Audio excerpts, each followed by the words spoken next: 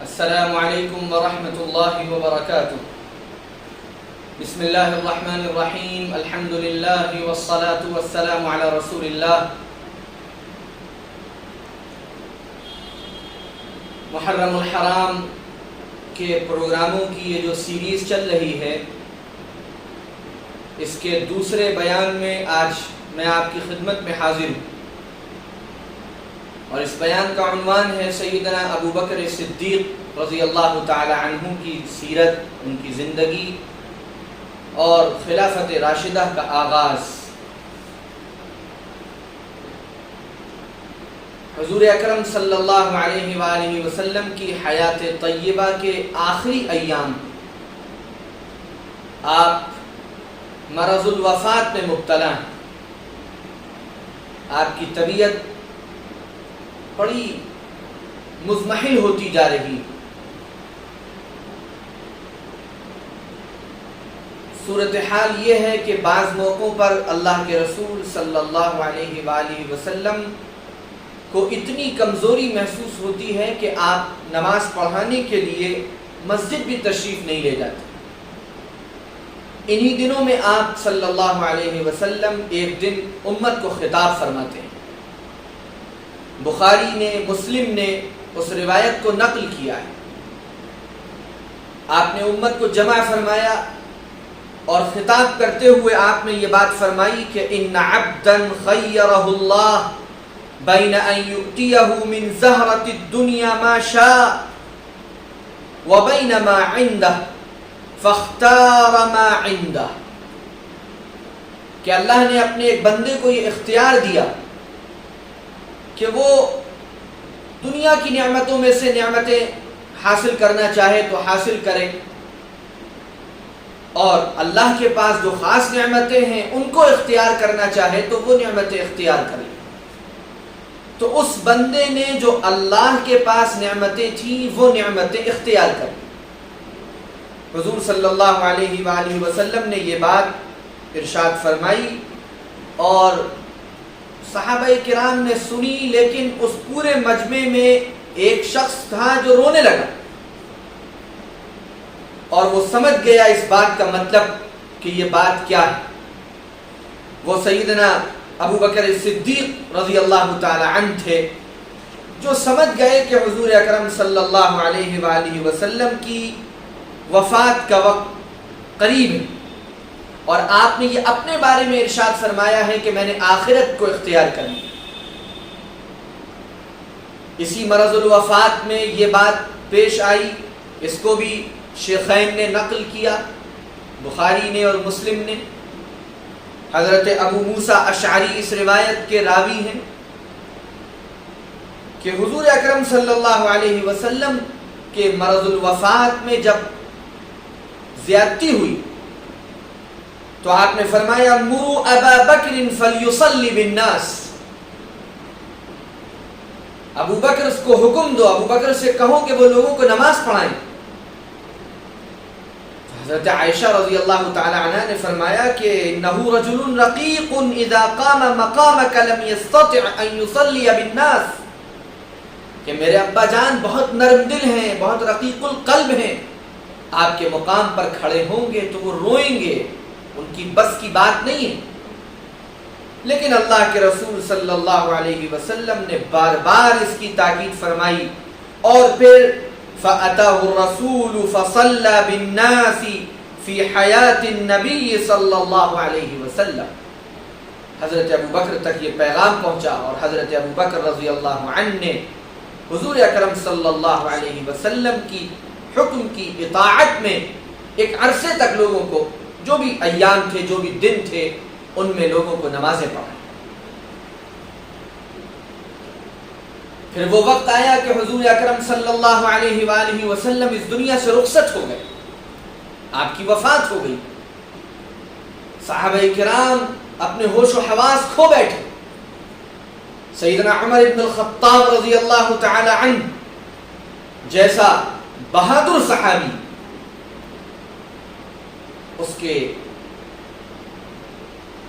ان کے بھی ہوش اڑ گئے کہ یہ کیا ہو گیا، یقین نہیں آتا تھا، کیونکہ ان کی سب سے محبوب ہستی دنیا سے رخصت ہو چکی تھی۔ یہ وقت تھا کہ افراتفری کا ماحول تھا، لوگ پریشان تھے۔ اس وقت بھی حدیث کی کتابیں اور سیرت کی کتابیں وہ منظرنامہ پیش کرتی ہیں کہ سیدنا ابو بکر صدیق رضی اللہ تعالی عنہ آئے، منبر پر کھڑے ہوئے اور فرمایا من کان منکم یعبد محمدا فإن محمدا قد مات ومن کان یعبد اللہ فإن اللہ حی لا يموت۔ اور قرآن مجید کی آیت پڑھی وما محمد الا رسول قد خلت من قبله الرسل افإن مات او قتل انقلبتم على اعقابكم۔ صحابہ فرماتے ہیں ہم کو یوں لگا جیسے یہ آیت آج ہی اتری۔ ابو بکر صدیق رضی اللہ تعالی عنہ کی استقامت تھی اور حالات پر آپ کی گہری نگاہ تھی اور آپ کی بصیرت تھی کہ آپ نے اس وقت جب امت غم سے نڈھال تھی امت کو سنبھالا۔ اس کے بعد بہت بڑا مرحلہ تھا کہ اللہ کے رسول صلی اللہ علیہ وآلہ وسلم کی تدفین کہاں۔ حضرت ابو بکر صدیق رضی اللہ تعالی عنہ نے فرمایا کہ میں نے حضور اکرم صلی اللہ علیہ وسلم کو یہ فرماتے ہوئے سنا ہے کہ نبی کی جہاں وفات ہوتی ہے اس کو وہیں دفن کیا جاتا ہے۔ وہ مسئلہ بھی حل ہو گیا۔ ثقیفہ بنو ساعدہ میں لوگ جمع ہو گئے اس لیے کہ بہت بڑا مسئلہ تھا۔ حضور دنیا سے تشریف لے گئے ہیں، اب اس امت کو کون سنبھالے گا؟ اب اس امت کی نیابت، اس حضور کی نیابت کون کرے گا؟ قیادت کون کرے گا اب اس امت کی؟ حضرت ابو بکر صدیق رضی اللہ تعالی عنہ کے بارے میں رائے آنا شروع ہوئی، اور جب رائے آنا شروع ہوئی تو دھیرے دھیرے کر کے تمام ہی صحابہ کا اس پر اتفاق ہو گیا کہ یہ ذمہ داری سیدنا ابو بکر صدیق رضی اللہ تعالی عنہ کو سونپ دی جائے، اور تمام صحابہ نے حضرت ابو بکر صدیق رضی اللہ تعالی عنہ کی بیعت کری۔ اور یہ ایسا ہی نہیں ہوا تھا، حضور اکرم صلی اللہ علیہ وسلم زندگی میں اس کے اشارے دے چکے تھے۔ آپ نے حج کے موقع پر حضرت ابو بکر صدیق کو اپنی حضور تشریف نہیں لے جا رہے تھے تو حضرت ابو بکر صدیق رضی اللہ عنہ کو امیر الحجاج بنا کر روانہ فرمایا۔ آپ بیمار ہوئے تو آپ نے ابو بکر صدیق کو اپنے مصلے پر کھڑا کیا، اور بعض روایتوں میں تو یہاں تک آتا ہے کہ اللہ کے رسول صلی اللہ علیہ وسلم نے یہ بات ارشاد فرمائی، یہ بھی صحیح مسلم کی روایت ہے، کتاب فضائل الصحابہ 6181، حضرت عائشہ رضی اللہ تعالی عنہ روایت کرتی ہیں کہ مرض الوفات میں حضور اکرم صلی اللہ علیہ وسلم نے ان سے فرمایا کہ اپنے ابا ابو بکر کو اور اپنے بھائی عبد الرحمن کو بلاؤ، میں انہیں ایک تحریر لکھوا دوں، کیونکہ مجھے یہ اندیشہ ہے اس بات کا، انی اخاف ان یتمنى متمن، کوئی تمنا کرنے والا کہیں اس کی تمنا نہ کرنے لگے اور وہ اپنے کو زیادہ حقدار نہ بتانے لگے۔ وَيَأْبَى اللَّهُ وَالْمُؤْمِنُونَ إِلَّا أَبَا بَكْرٍ، لیکن اللہ اور مؤمنین ابو بکر کے علاوہ کسی پر راضی نہیں ہوں گے، سب کا انکار کر دیتے۔ یہ اشارے حضور اکرم صلی اللہ علیہ وآلہ وسلم نے فرما دیے تھے۔ اسی طرح صحیح بخاری میں روایت ہے، حضور اکرم صلی اللہ علیہ وسلم نے یہاں تک ارشاد فرمایا لقد حممت او اردت ان ارسل الى ابي بكر وابنه فاعهد ان يقول القائلون ويتمنى المتمنون ثم قلت يأبى الله ويدفع المؤمنون او يدفع الله ويأبى المؤمنون۔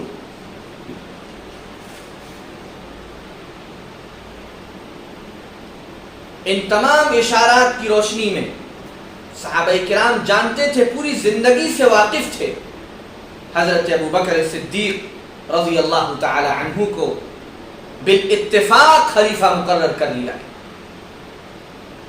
حضرت علی رضی اللہ عنہ، دیگر اہل بیت نے آپ کی بیعت فرمائی، اور لوگ طرح طرح کی باتیں کرتے تھے تو بار بار کئی مرتبہ بیعت کی تجدید فرمائی۔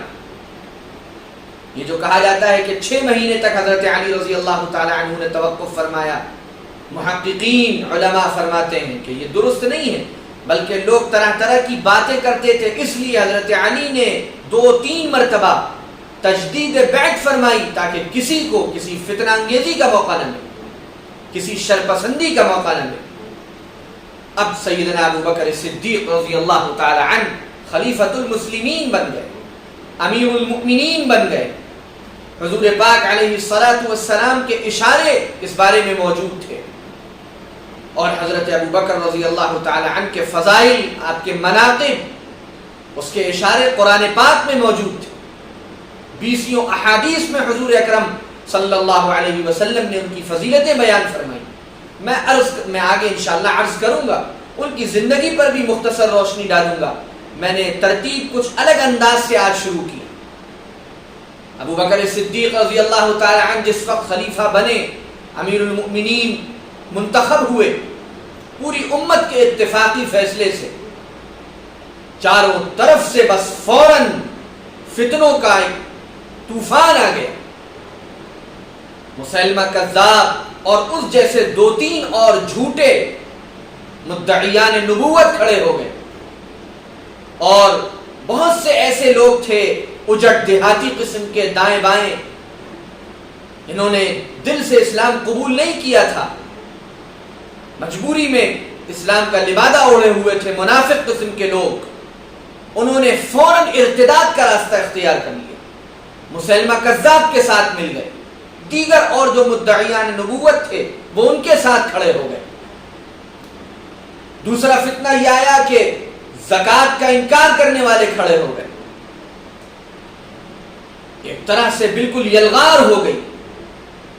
انہی حالات میں حضرت ابو بکر صدیق رضی اللہ تعالی عنہ کو یاد آیا کہ اللہ کے رسول، یاد تھا کہ اللہ کے رسول صلی اللہ علیہ وسلم نے ایک نوجوان صحابی حضرت اسامہ ابن زید رضی اللہ تعالی عنہما کی قیادت و سیادت میں ایک لشکر شام کی طرف بھیجنے کا فیصلہ کر رکھا تھا۔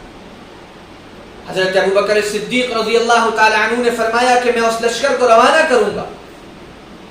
بڑے بڑے صحابہ نے آپ کو یہ مشورہ دیا کہ اب درست نہیں ہے، حالات درست نہیں ہے، ایک مرتدین کا فتنہ ہے، مانعین زکوٰۃ کا فتنہ ہے، ہمیں اس وقت ان فتنوں سے نمٹنا ہے۔ اگر یہ اتنا بڑا لشکر روانہ ہو جائے گا تو ان حالات کا مقابلہ ہم کیسے کریں گے؟ حضرت ابو بکر صدیق رضی اللہ تعالی عنہ نے اس وقت یہ جواب دیا تھا، اور حضرت عمر ابن الخطاب کو مخاطب کر کے کہا تھا کہ تم جاہلیت کے زمانے میں بڑے بہادر بنتے تھے اور آج ایسی باتیں کر رہے ہو، اور بہت سخت جملے فرمائے کہ خدا کی قسم مدینے میں ایسا ہو جائے اور ایسا ہو جائے اور یوں لاشیں بچ جائیں، میں اس لشکر کو 1 منٹ کے لیے بھی نہیں روکوں گا جس لشکر کو بھیجنے کا فیصلہ نبی کریم صلی اللہ علیہ وسلم نے فرمایا ہے۔ حضرت اسامہ روانہ ہوئے، حضرت ابو بکر دور تک ان کے ساتھ پیدل چلتے رہے، نصیحتیں کرتے رہے اور اس لشکر کو روانہ فرمایا، اور پھر مختلف ٹکڑیاں بھیج کر ان جھوٹے کذابوں مدعیان نبوت سے جنگیں کی اور اس فتنے کا خاتمہ فرمایا۔ مانعین زکوٰۃ جو تھے، جو اسلام کے ایک بڑے فریضے کا انکار کر کے ارتداد کے راستے پر تھے، اس فتنے کا خاتمہ فرمایا۔ یہ وہ نیابت تھی جو حضور اکرم صلی اللہ علیہ وسلم کی طرف سے منتقل ہو کر آئی تھی، اور حضرت ابو بکر صدیق رضی اللہ عنہ کو جس نے ایک پہاڑ جیسی استقامت عطا فرما دی، ایک فولادی شخصیت کی طرح وہ ان سارے فتنوں کے سامنے کھڑے ہو گئے، ہر موقع پر، ہر محاذ پر انہوں نے امت کو سنبھالا اور نیابت کا اور خلافت کا حق ادا کر دیا۔ وہ پہلے خلیفہ راشد تھے، حضور اکرم صلی اللہ علیہ وسلم نے فرما دیا تھا، ترمذی شریف میں، ابو داؤد میں حضرت عرباض بن ساریہ کی روایت موجود ہے، علیکم بسنتی وسنت الخلفاء الراشدین المہدیین عضوا علیہا بالنواجذ، اے لوگوں میری سنت پر قائم رہنا اور میرے خلفاء راشدین جو مہدیین ہیں ان کی سنت پر قائم رہنا، مضبوطی سے اس کو تھامے رہنا۔ یہ ابو بکر صدیق رضی اللہ تعالی عنہ کا خلافت کا دور ہے، جس میں ابتدائی حالات بڑے سخت اور حضرت ابو بکر صدیق رضی اللہ عنہ ان حالات کا پوری استقامت کے ساتھ، پوری جمع مردی کے ساتھ، اور ایک قدم بھی حضور اکرم صلی اللہ علیہ وسلم جس ڈگر پر چھوڑ کر گئے تھے اس ڈگر سے ایک قدم بھی آگے پیچھے ہوئے بغیر امت کو سنبھالنے کا انہوں نے کام انجام دیا۔ اگر آگے کی دور میں ہمیں فتوحات نظر آتی ہیں، حضرت عمر فاروق کے دور میں، حضرت عثمان غنی کے دور میں، اور حضرت علی کے دور میں، اور حضرت امیر معاویہ کے دور میں رضی اللہ عنہم اجمعین، ان فتوحات کا ابتدائی جو حصہ ہے اور ان فتوحات کا صحرا جو بندھتا ہے وہ حضرت ابو بکر صدیق کی اس استقامت کے سر بنتا ہے۔ اگر انہوں نے اس وقت امت کو سنبھالا نہ ہوتا اور ان فتنوں کا پوری استقامت اور جمع مردی کے ساتھ حضور اکرم صلی اللہ علیہ وسلم کی نیابت کا حق ادا کرتے ہوئے ان فتنوں کا مقابلہ نہ کیا ہوتا تو حالات پتہ نہیں کیا سے کیا ہو جاتا۔ یہ ہیں وہ ابو بکر صدیق رضی اللہ عنہ جن کی زندگی کے بارے میں ہمیں معلومات اتنی نہیں ہے جتنی ہونی چاہیے۔ آپ کا تعلق قریش کے ایک بڑے عظیم الشان قبیلے سے تھا، خود آپ کا شمار مکہ مکرمہ کے بڑے اچھے، سمجھدار، باعزت اور شریف لوگوں میں ہوتا تھا۔ آپ تجارت کا پیشہ آپ نے اختیار کیا ہوا تھا۔ حضور اکرم صلی اللہ علیہ وسلم کے ساتھ حضور کی نبوت سے پہلے سے مراسم اور تعلقات تھے اور بڑا اچھا اور گہرا ربط تھا، دوستی تھی۔ حضور اکرم صلی اللہ علیہ وسلم نے جس وقت ایمان کا اعلان کیا، ایمان کی دعوت دی، لوگوں کو اللہ کی طرف بلایا، سیدنا صدیق اکبر رضی اللہ عنہ نے فوراً آگے بڑھ کر آپ کی دعوت کو قبول کیا۔ ایک دوست دوسرے دوست سے سب سے زیادہ واقف ہوتا ہے۔ انہوں نے حضور اکرم صلی اللہ علیہ وسلم کے ساتھ رہ کر یہ دیکھ لیا تھا کہ ان سے زیادہ وفادار، ایماندار، سچا، امانت دار کوئی اور ہے نہیں، اسی لیے ذرا بھی پسو پیش کیے بغیر فوراً حضور اکرم صلی اللہ علیہ وسلم کی دعوت کو حضرت ابو بکر رضی اللہ عنہ نے قبول فرمایا اور اس پر لبیک کہا۔ عبداللہ آپ کا نام تھا، ابو بکر آپ کی کنیت تھی، عتیق بھی آپ کو کہا جاتا تھا۔ حضور اکرم صلی اللہ علیہ وسلم نے، بعض لوگ کہتے ہیں یہ لقب دیا کہ تم جہنم سے آزاد ہو اس لیے عتیق ہو، یا پہلے سے ہی یہ لقب تھا، بہرحال عتیق بھی آپ کا ایک لقب تھا اور عبداللہ آپ کا نام تھا۔ ابو بکر آپ کی کنیت سی اور اسی سے آپ مشہور ہوئے۔ حضور اکرم صلی اللہ علیہ وسلم کی دعوت پر جن لوگوں نے سب سے پہلے لبیک کہا، حضرت ابو بکر صدیق رضی اللہ عنہ کا اسم گرامی اس میں سب سے نمایاں۔ حضرت ابو بکر صدیق، حضرت خدیجہ، حضرت علی، حضرت زید، یہ وہ لوگ تھے جنہوں نے آپ صلی اللہ علیہ وسلم کی دعوت کو فوراً قبول کیا۔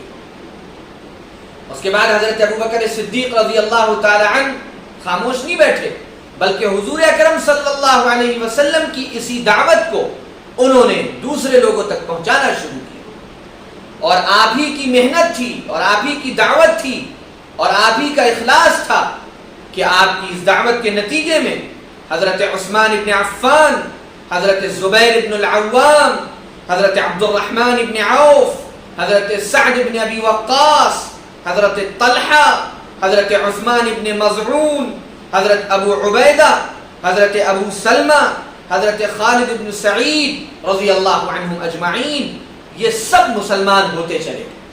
ان میں یہ تقریباً یہ سب کے سب وہ ہیں جنہوں نے حضرت ابو بکر صدیق رضی اللہ عنہ کی دعوت سے متاثر ہو کر اور ان کی دعوت پر لبیک کہہ کر اسلام قبول کیا۔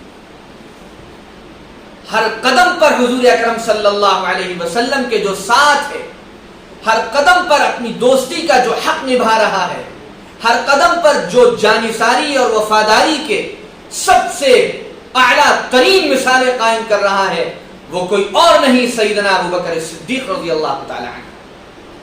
آپ نے دیکھا کہ بہت سے ایسے مسلمان ہیں جو غلام ہیں اور ان کے اسلام قبول کرنے کے نتیجے میں ان کے مالک ان کو ستاتے ہیں، زیادتی کرتے ہیں۔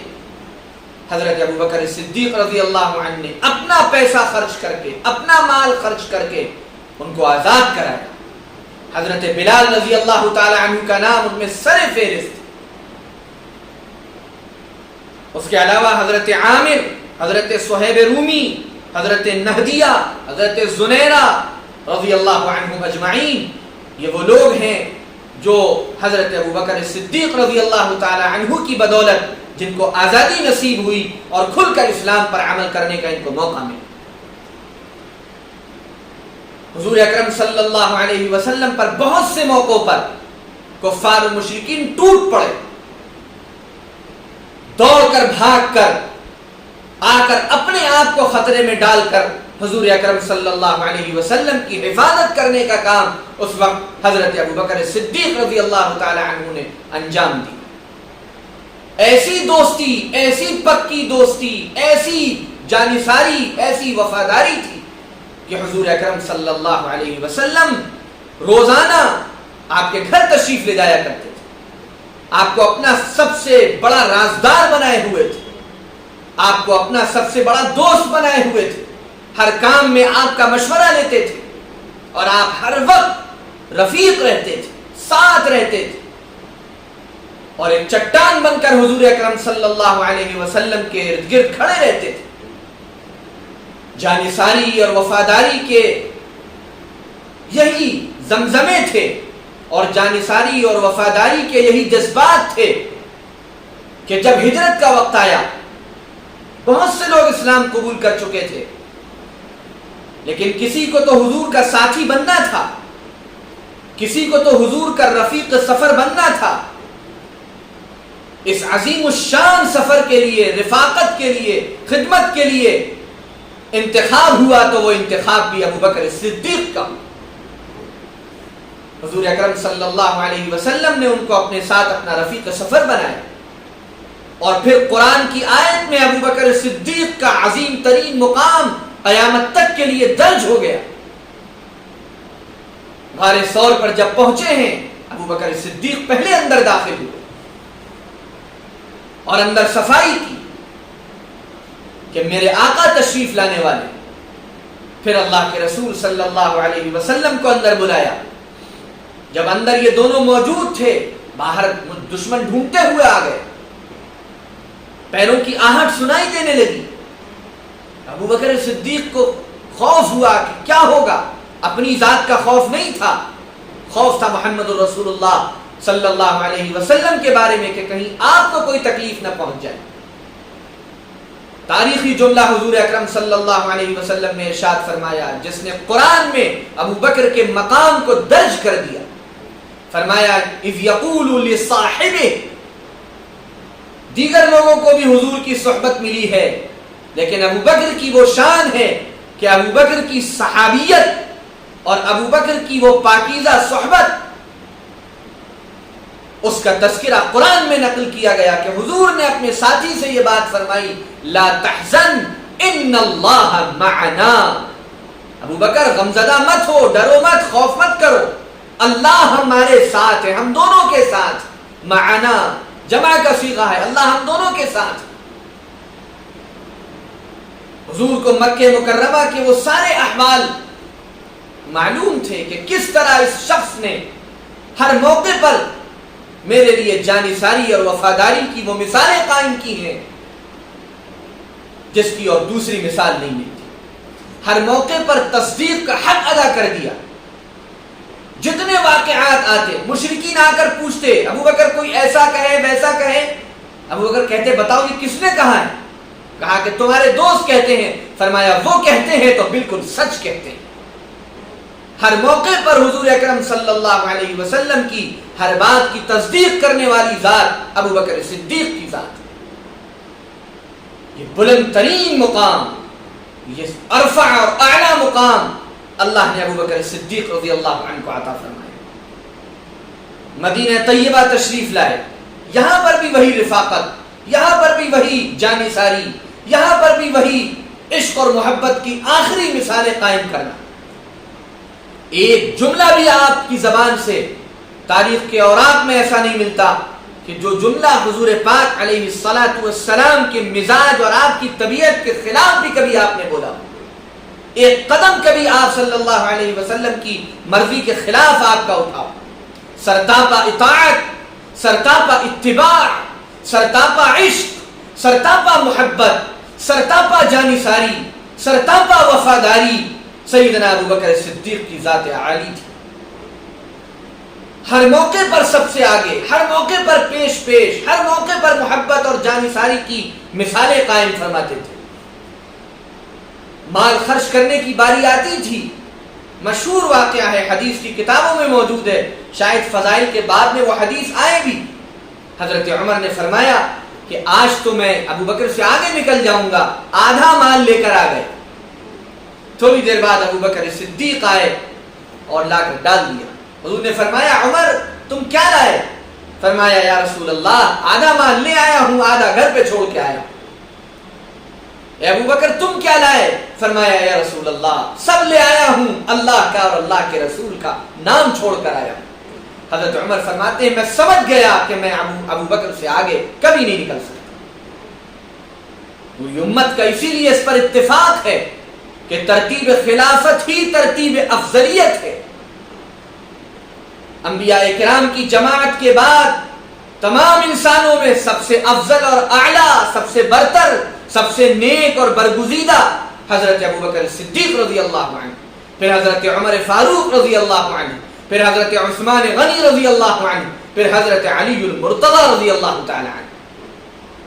یہ حضور کے چاروں خلفاء ہیں، راشدین، مہدیین. یہ حضور کے پیارے ہیں، حضور کے محبوب ہیں. ان کے راستے پر جمنے کا حضور اکرم صلی اللہ علیہ وسلم نے حکم دیا ہے.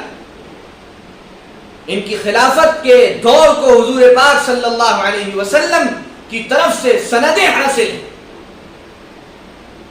ابوبکر صدیق رضی اللہ عنہ ہر موقع پر پیش، ہر موقع پر آگے، ہر موقع پر اسلام کے لیے قربانی اور جانثاری کی اعلیٰ مثالیں قائم کر رہے ہیں، اور دن رات حضور اکرم صلی اللہ علیہ وسلم کی مجلس میں اور محفل میں شریک ہیں.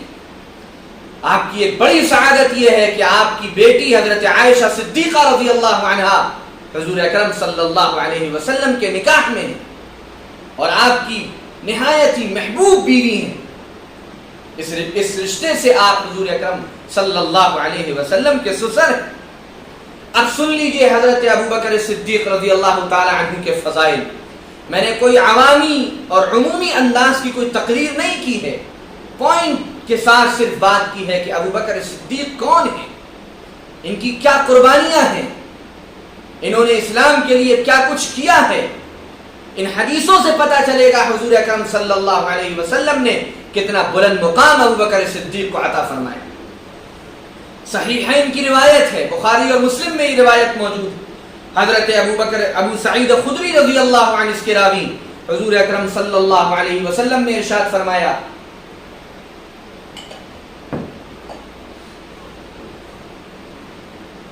سب سے زیادہ اپنی رفاقت اور اپنے مال کے اعتبار سے مجھ پر احسان کرنے والے ابو بکر ہیں، اور اگر میں دنیا میں خدا کے سوا کسی کو اپنا دوست بناتا لَاتَّخَذْتُ أَبَا بَكْرٍ خَلِيلًا، تو میں ابو بکر کو اپنا دوست بناتا، لیکن ان سے اسلام کی اخوت اور محبت ہے.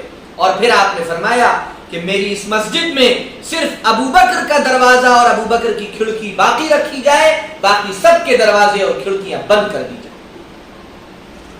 یہ بالکل آخری دور کے جملے ہیں اللہ کے رسول صلی اللہ علیہ وسلم کے. علامہ سیوطی رحمہ اللہ نے تو اس حدیث کو متواتر کہا اپنے معنی کے اعتبار سے، کیونکہ تقریباً 14 صحابہ کرام رضی اللہ عنہم سے یہ روایت منقول ہے. اسی طرح حضرت عمرو بن العاص رضی اللہ عنہ فرماتے ہیں، صحیحین میں یہ روایت موجود ہے کہ حضرت رسول پاک صلی اللہ علیہ وسلم نے ان کو غزوہ ذات السلاسل پر سردار بنا کر بھیجا. وہ کہتے ہیں میں حضور پاک صلی اللہ علیہ وسلم کے پاس گیا اور میں نے پوچھا یا رسول اللہ آپ کو کس سے سب سے زیادہ محبت ہے؟ آپ نے فرمایا عائشہ سے. پھر میں نے کہا من الرجال، مردوں میں آپ کو کس سے سب سے زیادہ محبت ہے؟ فرمایا ابوہا، عائشہ کے والد سے مجھے مردوں میں سب سے زیادہ محبت ہے. یہ ابو بکر صدیق کا مقام ہے کہ حضور اکرم صلی اللہ علیہ وسلم فرما رہے ہیں کہ مجھے مردوں میں سب سے زیادہ محبت ابو بکر سے. اسی طرح ترمذی شریف کی روایت ہے، حضور اکرم صلی اللہ علیہ وسلم نے فرمایا کہ میری امت میں سب سے زیادہ میری امت پر جو مہربان ہیں وہ ابو بکر صدیق. اسی طرح ترمذی شریف کی روایت ہے، حضور اکرم صلی اللہ علیہ وسلم نے حضرت ابو بکر سے فرمایا جس طرح تم غار میں میرے ساتھ تھے اسی طرح تم حوض کوثر پر میرے ساتھ ہوگے. حضرت عائشہ رضی اللہ تعالیٰ عنہ سے روایت ہے کہ حضور اکرم صلی اللہ علیہ وسلم نے فرمایا، یہ بھی ترمذی شریف کی روایت ہے، جس جماعت میں ابو بکر موجود ہوں اس جماعت کے لیے یہ زیبا نہیں کہ ابو بکر کے علاوہ کوئی اور دوسرا امامت کرے.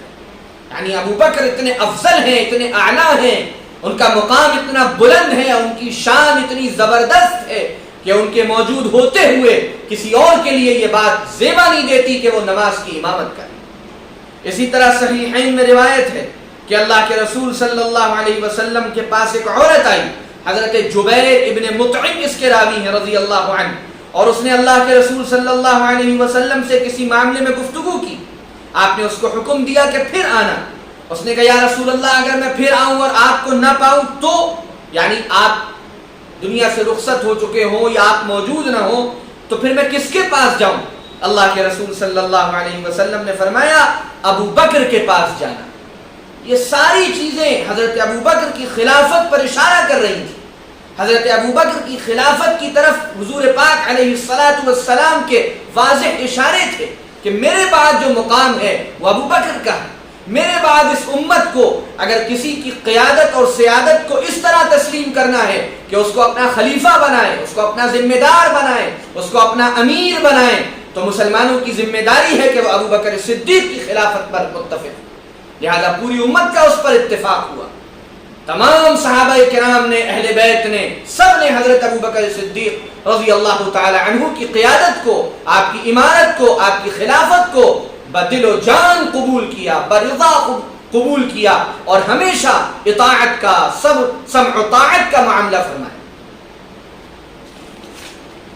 اسی طرح ترمذی شریف کی روایت ہے کہ حضرت علی ابن ابی طالب رضی اللہ تعالی عنہ روایت کرتے ہیں کہ حضور اکرم صلی اللہ علیہ وسلم نے فرمایا کہ ابو بکر اور عمر سیدا کہول اہل الجنہ، کہ ابو بکر اور عمر جو بڑے عمر کے لوگ ہیں جنت میں ان کے سردار ہیں سوائے انبیاء اور مرسلین کے.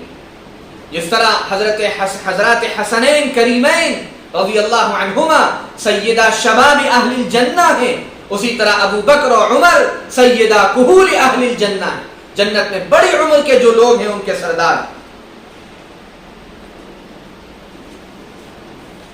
حضرت علی ابن ابی طالب رضی اللہ تعالی عنہ نے فرمایا، بخاری شریف میں ہے کہ اس امت میں نبی کے بعد سب سے بہتر ابو بکر ہیں، پھر عمر ہیں.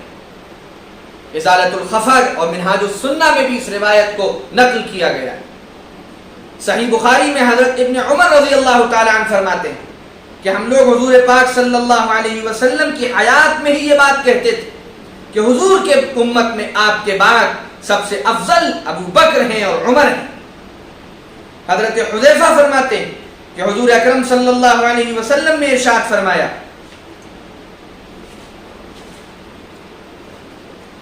کہ میں نہیں جانتا کہ میرا رہنا، حدیث شاید کٹ گئی ہے، بہرحال اس کے علاوہ متعدد روایتیں اور بھی ہیں.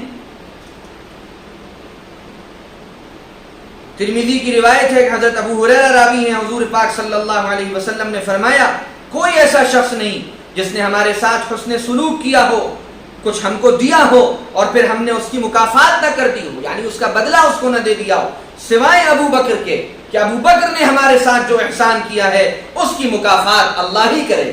میں ابو بکر کے احسانوں کا بدلہ نہیں دے سکا، ابو بکر کے احسانوں کا بدلہ تو اللہ دے گا قیامت کے دن. اور پھر فرمایا کہ کسی شخص کا بھی مال میرے اتنا کام نہیں آیا جتنا ابو بکر کا مال کام آیا. اور پھر وہی روایت فرمائی لو کنت متخذا خلیلا لاتخذت ابا بکر خلیلا، کہ اگر میں کسی کو دنیا میں دوست بناتا تو ابو بکر کو بناتا.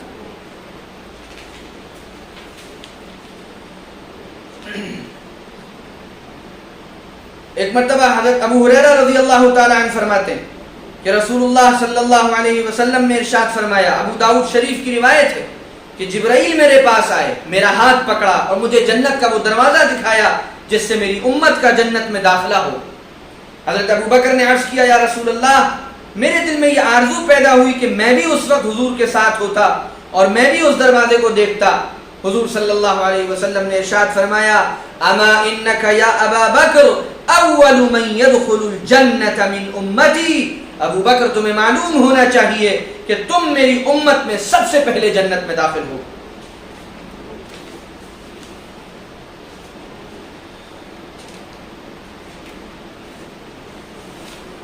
یہ ساری وہ روایتیں ہیں جو حضرت ابو بکر صدیق رضی اللہ تعالی عنہ کی فضیلت میں وارد ہوئی، اور اس کے علاوہ بے شمار روایتیں، ظاہر ہے جو تمام روایتوں کا احاطہ اس وقت تو ممکن نہیں ہے۔ امام حضرت عائشہ رضی اللہ تعالی عنہا فرماتی ہیں، ان سے کسی نے پوچھا، صحیح مسلم میں یہ روایت ہے، کہ اگر حضور صلی اللہ علیہ وسلم کسی کو خلیفہ بناتے تو کس کو بناتے؟ فرمایا ابو بکر۔ پوچھا پھر کس کو؟ فرمایا عمر کو۔ فرمایا پھر کس کو؟ پھر کس کو؟ فرمایا ابو عبیدہ بن الجراح رضی اللہ تعالی عنہ۔ ان تمام روایات کے سامنے آنے کے بعد اور حضرت ابو بکر صدیق رضی اللہ تعالی عنہ کے اس بلند ترین مقام کو جاننے کے بعد اور سمجھنے کے بعد، پھر وہ لوگ کتنے محروم ہیں اور کتنے شقی ہیں اور کتنے بدبخت ہیں جو حضرت ابو بکر صدیق رضی اللہ تعالی عنہ کی فضیلت کو اور آپ کی برتری کو اور آپ کے بلند مقام کو تسلیم نہیں کرتے۔ قرآن کی ایک آیت میں نے پیش کی تھی، ایک قرآن کی آیت سورۃ اللیل پڑھ لیجئے، جس میں تذکرہ ہے ایک ایسے شخص کا جس کو اللہ نے مال دیا ہے اور وہ مال اللہ کی رضا کے لیے خرچ کرتا ہے۔ مفسرین، اکثر مفسرین نے یہ لکھا ہے کہ وہ آیت سیدنا ابو بکر صدیق رضی اللہ تعالی عنہ کی شان میں نازل ہوئی، آپ کی منقبت میں نازل ہوئی۔ اللہ کے قرآن میں جن کی منقبت ہو، اللہ کے قرآن میں جن کی تعریف ہو، حضور اکرم صلی اللہ علیہ وسلم کی احادیث میں جن کی تعریف ہو، جن کے فضائل ہوں اور جن کے لیے حضور نے اشارے دیے ہوں، جن کی خلافت کے اشارے دیے ہوں، جن کو اپنا نائب بنائے جانے کے اشارے دیے ہوں، جن کو اپنی زندگی میں اپنے سامنے امیر الحجاج بنا کر بھیجا ہو، جن کو اپنے سامنے اپنے مصلی پر کھڑا کیا ہو، جن کے بارے میں یہاں تک فرمایا ہو کہ لاؤ میں تحریر کر دوں، لیکن پھر اس کے بعد ارادہ آپ نے ملتوی فرما دیا۔ شراح حدیث لکھتے ہیں کہ آپ کو اللہ کی طرف سے اس بات کا علم ہو گیا تھا کہ میری امت ابو بکر ہی پر متفق ہوگی، اور پھر آپ نے لکھا اس لیے بھی نہیں کہ اگر آپ تحریر فرما دیتے اور پھر امت اسے تسلیم نہ کرتی یا کوئی بھی تسلیم نہ کرتا تو اس واضح حکم کو چھوڑنے کے نتیجے میں اللہ کا عذاب متوجہ ہو جاتا اور بہت سخت گناہ ہوتا، لیکن اللہ کی طرف سے طے شدہ تھا۔ پوری امت نے اتفاق رائے سے حضرت ابو بکر صدیق رضی اللہ تعالی عنہ کو امیر المومنین منتخب کیا۔ مجھے حیرت ہوتی ہے کہ جو لوگ حب صحابہ کے دعوے، حب اہل بیت کے دعوے دار ہیں اور حب اہل بیت کی آواز بلند کرتے ہیں، وہ فضائل بیان کرتے ہیں اہل بیت کے، کوئی شک نہیں کہ اہل بیت کا مقام بہت بلند ترین ہے۔ حضرات امہات المؤمنین جو قرآن کی روشنی میں اہل بیت کا اہم ترین مصداق ہیں، انما یرید اللہ لیذھب عنکم الرجس اہل البیت، اور اس کے بعد پھر حضور پاک صلی اللہ علیہ وسلم کی دیگر اولادیں، بیٹیاں، ان کی اولادیں، اور پھر حدیث قصہ کی روشنی میں بطور خاص حضرات علی، فاطمہ، حسن اور حسین رضی اللہ عنہم اجمعین، یہ سب کے سب اہل بیت ہیں، ان کے فضائل بے شمار ہیں، قرآن کی آیات بھی ہیں، احادیث مبارکہ بھی ہیں، اور حضور پاک صلی اللہ علیہ وسلم کے واضح ارشادات ہیں، لیکن ان کے فضائل بیان کرنے کا مطلب ہرگز یہ نہیں ہے کہ ابو بکر صدیق، عمر فاروق اور عثمان غنی سے نظریں چرائی جائیں اور ان کے فضائل بیان نہ کیے جائیں۔ یہ حضور پاک صلی اللہ علیہ وسلم کے ابتدائی چاروں خلفاء راشدین ہیں، ان چاروں کا مقام بہت بلند و بالا ہے۔ یہ چاروں حضور پاک صلی اللہ علیہ وسلم کے بڑے معتمد ہیں، بڑے خاص ہیں، بڑے پیارے ہیں، حضور پاک صلی اللہ علیہ وسلم کے واضح ارشادات ان سب کے بارے میں موجود ہیں، اور جو خلافت کی ترتیب ہے وہی افضلیت کی ترتیب ہے۔ ابو بکر صدیق کا مقام سب سے بلند ہے، اسلام کے لیے ان کی قربانیاں غیر معمولی ہیں، اسلام کے لیے ان کی وفاداری، حضور اکرم صلی اللہ علیہ وسلم کے لیے ان کے جانثاری کے جذبات ایسے ہیں جس پر دیوان، جس پر پوری پوری کتابیں تیار کی جا سکتی اور تیار ہوئی ہیں۔ صرف مختصر سا 2 سال کا عرصہ آپ کو ملا خلافت کا زمانہ، اور اس کے بعد حضرت ابو بکر صدیق رضی اللہ تعالی عنہ وہ زمانہ گزار کر اللہ کے حضور حاضر ہو گئے اور دنیا سے رخصت ہو گئے۔ آپ کا انتقال دوشنبے کا دن ختم کر کے منگل کی رات کو جمادی الاولیٰ کا آخری ایام تھے 13 ہجری کے، جب آپ اس دنیا سے رخصت ہوئے، اور رات ہی کے وقت فوراً تجہیز و تکفین ہوئی۔ حضرت عمر فاروق رضی اللہ تعالیٰ عنہ نے بعض روایات کے مطابق نماز جنازہ پڑھائی، اور اس کے بعد آپ کی تدفین عمل میں آئی۔ آپ نے جاتے جاتے امت کو ایسے ہی نہیں چھوڑ دیا تھا، بلکہ آپ نے 6 لوگوں کی ایک پوری کمیٹی بنائی تھی، ایک شورا بنائی تھی، جس کے بعد آگے کے مراحل طے ہوئے۔ اس کی تفصیلات انشاءاللہ حضرت عمر فاروق رضی اللہ تعالی عنہ کی خلافت اور آپ کی سیرت کا جب تذکرہ ہوگا تب میں عرض کروں گا۔ حضور اکرم صلی اللہ علیہ وسلم کے فوراً بعد خلافت راشدہ کا دور تھا، جس کا آغاز حضرت ابوبکر صدیق رضی اللہ عنہ سے ہوا، اور اس کے بعد پھر آگے کی ترتیب شروع ہوئی۔ انشاءاللہ اس کی تفصیلات آگے کے بیان میں عرض کی جائیں گی۔ وآخر دعوانا ان الحمد للہ رب العالمین۔